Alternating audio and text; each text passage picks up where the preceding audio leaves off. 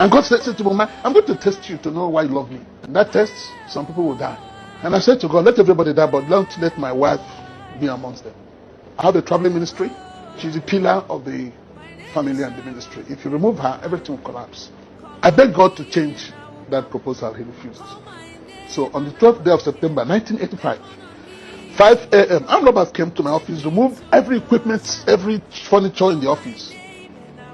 And God said to me, everything they have removed from your office be given to them as a gift. Don't fight any of them. I am the hand behind what is happening. So I told my wife, this may be the day God was talking about. You drive one car, I'll drive the other car. And my wife said, no, I am pregnant. I will have a driver paid to drive. Let him drive.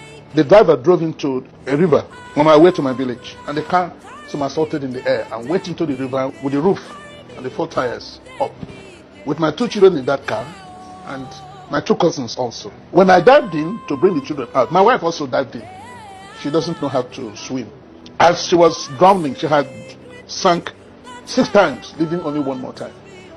They called me and said, your wife is drowning behind you. So I abandoned the children and turned to her. Used 1 hand to carry her, 1 hand to swim, and brought her to the shore. I later went back and brought the children out, put them in a car to take them to where I could pray for them or give them medical attention.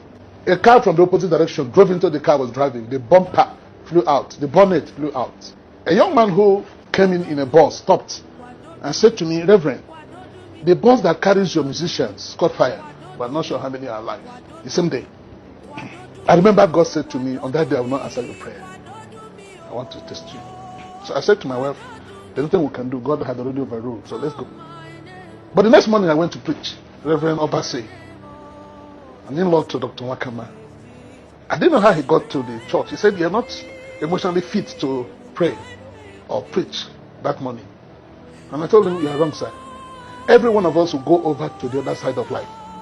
No man is allowed to remain on the sunny side of life. Jesus said to his disciples, go over to the other side.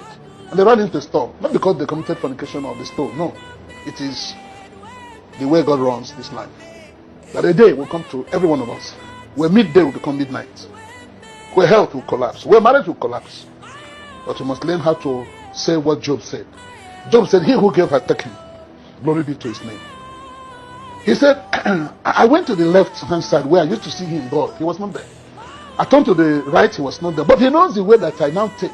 When he had tried me, I shall come forth like gold.